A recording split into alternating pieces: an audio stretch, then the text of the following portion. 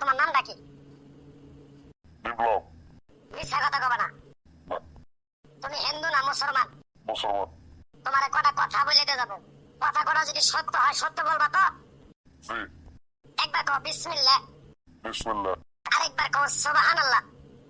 সুবহানাল্লাহ। রাগ করলা? না। এই নামগুলো নিলে ভালো না ক্ষতি? ভালো।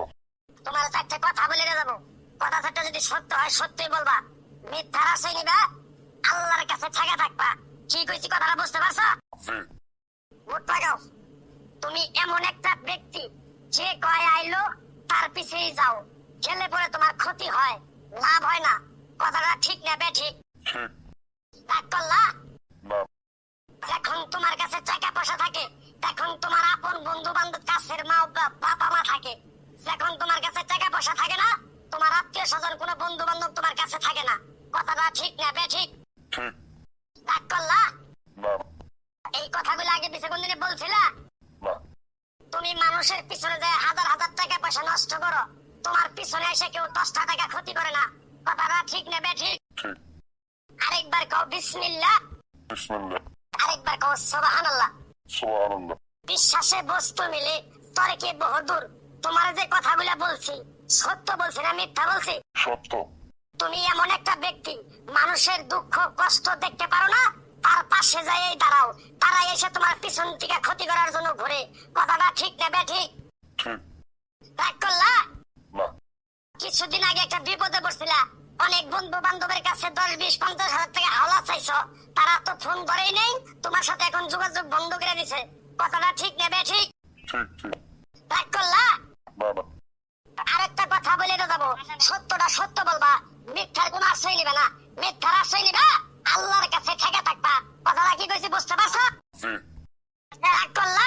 আমার ওস্তাদে বলছে পাগলা রে, চায়া খাবি পেটে আটফো না, চুরি করে খাবি পিঠে আটফো না। তাই আমি পাগলা, গাছ গাছরা তাবিজ কবজ দিয়ে কারো কাছে টাকা পয়সা নিয়ে খাই না। তোরে যে কথাগুলো বলছি সত্য বলছি না মিথ্যা বলছি? সত্য। আরেকবার কও বিসমিল্লাহ। বিসমিল্লাহ। বিসমিল্লাহ বরকত নাই? আছে। তুই মানুষের 10 টাকা দেস, যখন তুই টাকাটা চাইতে যাস তখন তোর সাথে মারামারি মন গালাগালি হয়। কথাটা ঠিক না বেঠিক? ঠিক। রাগ করলে? না। আরেকবার কও বিসমিল্লাহ। বিসমিল্লাহ। আমার ওস্তাদের নিষেধ। এই পাগলা, তুই আমার সাথে 28 বছর ইন্ডিয়ায় থাকলি, তুই বাংলাদেশে চলে যাবি, তোর এক টুকরা গাছ দিয়ে যাই, এই গাছটা 10টা জায়গায় বিলিয়ে দিবি, তোর জনের উপকার হলে তোর জন্য আমার জন্য দোয়া করবো। তাই আমি আমার ওস্তাদের কথা মান্য কইরা, তোর কপাল নসিব ভালো, তোরে আমি এক টুকরা গাছ দিয়ে যাবো, গাছটা নিতে পারবি? পারবি? পারবো। আরেকবার কও বিসমিল্লাহ। বিসমিল্লাহ। বিশ্বাসে বস্তু মিলে তর্কে বহুদূর। আমার ওস্তাদে বলছে, এই পাগলা, তোর মুখের কথা যদি কেউ বিশ্বাস না করে, তার সাথে তুই কথা বলবি না। তাই আমি আমার ওস্তাদের কথা মান্য করে এই তাবিজ গাছ গাছরা দিয়া কারো কাছে টাকা পয়সা নিয়ে খাই না।